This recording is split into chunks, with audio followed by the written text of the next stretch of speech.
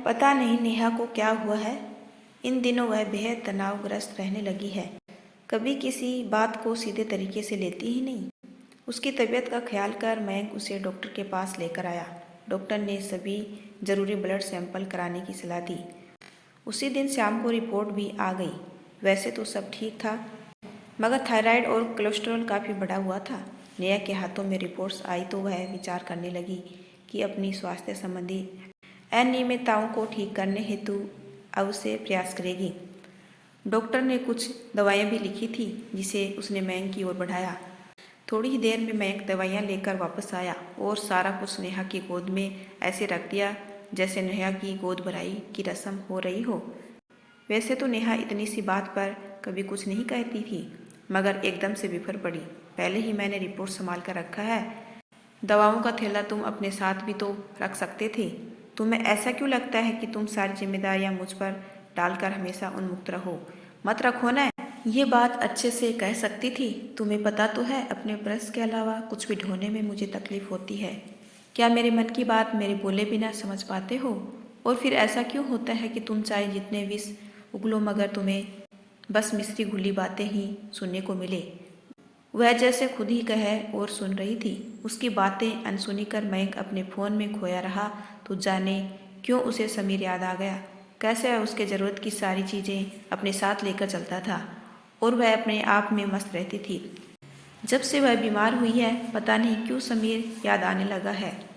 उसको याद करती वह बेहद चिड़चिड़ी भी हो गई है। पहले तो वह ऐसी नहीं थी। उसकी सहनशीलता ही तो उसकी सबसे बड़ी खूबी थी। भाई बहनों में बड़ी नेहा हमेशा से शांत और सुशील थी, साथ ही बेहद कोमल मन की स्वामिनी भी। वैसे तो पढ़ाई में काफ़ी होशियार थी, मगर दुनियादारी में पूरी शून्य थी। पता नहीं किन ख्यालों में खोई रहती थी।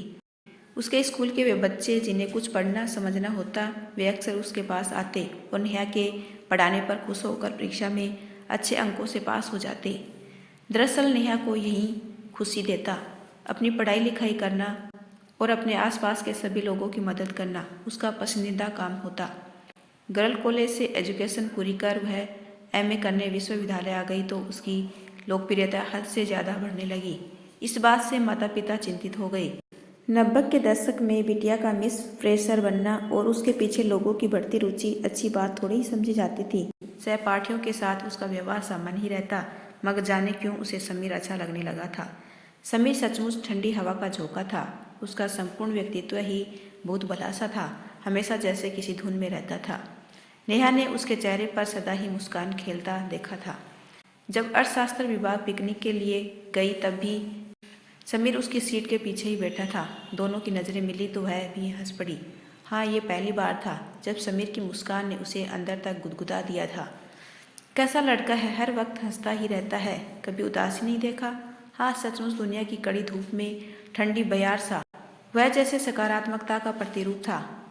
उस रोज़ जब पिकनिक पर उसकी तबीयत खराब हुई थी तो सबसे पहले भागकर दवा की दुकान से ग्लूकोन डी लाकर पिलाने वाला वही तो था। शाम होते होते उसकी तबीयत ठीक भी हो गई थी। पापा जब बस स्टॉप पर आए और नेहा घर लौटने लगी तो समीर ने उसे पीछे से आवाज़ दी थी। समीर के हाथ में दवाइयों का थैला देखकर पापा से न रहा गया था। वह सीधे पूछ बैठे, क्या तुम बहुत बीमार रहते हो जो इतनी सारी दवाई साथ लेकर चलते हो? जी नहीं अंकल, ये दवाई तो नेहा की है, रात में ज़रूरत पड़ सकती है इसलिए उसे दे रहा हूँ। पापा के ये शब्द सुनकर भी समीर ने बिल्कुल बुरा नहीं माना, बल्कि दवाइयाँ थमाकर चुपचाप चला गया। पापा, उनका नाम समीर है, मेरा अच्छा मित्र है। सफ़र में धुएं के कारण मेरी तबीयत बहुत ख़राब हो गई थी तो वह मेरे लिए दवाई खरीद कर लाया और पूरे समय मेरा ख्याल रखता रहा। ओहो, ये तो अच्छी बात है, मगर लड़कों से दोस्ती कोई अच्छी बात नहीं। उन्होंने अपना कड़क रुख दिखाया तो नेहा संकुचा गई।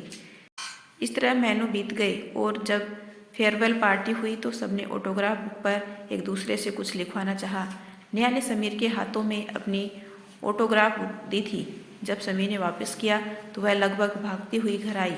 अपने कमरे का दरवाज़ा बंद कर जब ऑटोग्राफ बुक खोलकर पढ़ने लगी तो उसके होश उड़ गए।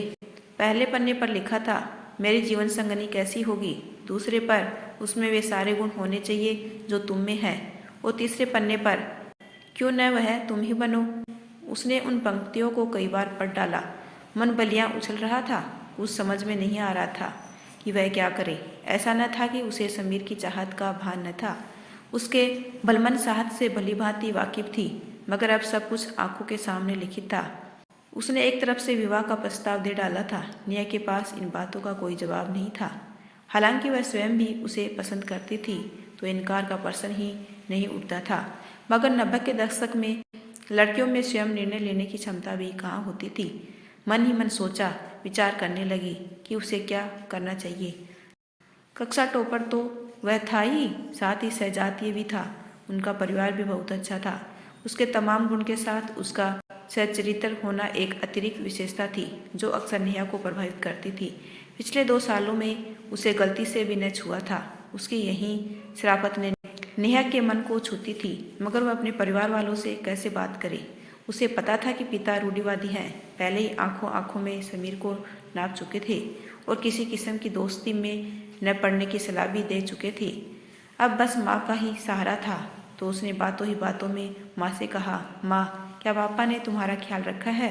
हाँ, उन्होंने तुम्हारी मदद की है। जितना कोई भी पति करता है उतनी तो की ही है, उससे ज़्यादा न।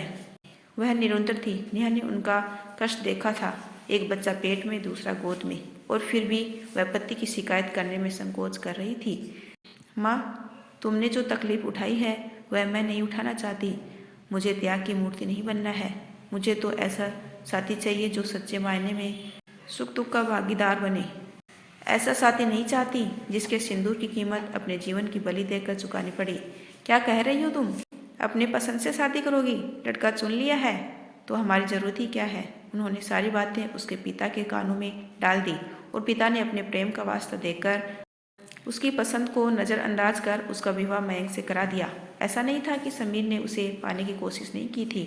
उसने उसके पिता को बहुत समझाने की कोशिश की ताकि नेहा की खुशियों को ध्यान में रखते हुए निर्णय लिया जाए, मगर वही हुआ जो अक्सर इन मामलों में होता था। जब तक समीर अपने पैरों पर खड़ा होता, उन्होंने जोर जबरदस्ती कर मयंक के साथ उसका विवाह निपटा दिया। यहीं से उसके संघर्ष की कहानी शुरू हुई थी। एक संघर्ष बाहर था तो दूसरा उसके अंदर था। विवाह हुआ तो निभाना ही था। सबसे पहले उसने अपनी बातें मयंक को बता दी ताकि वह किसी धोखे में न रहे। मयंक ने विवाह के पूर्व की कहानी को नज़रअंदाज किया और लापरवाही से इस विवाह को निभाने लगा। संस्कारों से बंधी नेहा एक तरफा रिश्ता निभाने के लिए मजबूर थी। पति ने सब जानने के बाद यही कहा था कि मन पर न सही पर तन पर उसका अधिकार है। सचमुच यह विवाह बस देहिक था। जब इस अनमनसक रिश्ते को निभाती नेहा थक चली तो अंततः अस्वस्थ हो गई। नेहा की बीमारी की खबर पाकर उसकी माँ उसके पास आ गई थी। उनकी अनुभवी आंखों से उसकी चरमाई ग्रस्ती छुप न सकी। उन्होंने ही उसे इस विवाह सूत्र में बांधा था। इसे सुचारू रूप से चलाने हेतु मयंक को समझाने की बात सोची। डॉक्टर के पास लौटते ही उन्होंने मयंक से कहा, नेहा ने एक तरफा निभाया है और आपको घर गृहस्थी के काम से हमेशा स्वतंत्र रखा। जीवन से अकेली जूझती वह थक चुकी है। अब न संभाला तो टूट जाएगी। कम से कम अब तो उसको संभालिए। ऐसा न हो कि आपके सिंदूर की लाली उसके जीवन का बोझ बन जाए। पहली बार मयंक को अपनी गलती का एहसास हुआ। उसने वाकई नेहा पर कभी ध्यान ही नहीं दिया था। सास के कहने पर उसने अपनी जिम्मेदारियां निभानी शुरू की। कार में उसके छींकते ही एसी का स्विच ऑफ कर दिया। उसके हाथों से बैग लेकर डैशबोर्ड पर रख दिया। पिछले कई सालों में यह सब पहली बार हुआ। उसकी और स्नेहशील निगाहों से देखती नेहा में भी कुछ नरमी आई तो एक दूसरे की छोटी छोटी खुशियों का ख्याल रखता जोड़ा सिंदूरी पथ पर साथ चल पड़ा। यदि आपको मेरा छोटा सा प्रयास अच्छा लगा हो तो चैनल को लाइक शेयर एंड सब्सक्राइब कीजिए। आपका अपना कीमती समय देने के लिए दिल से धन्यवाद।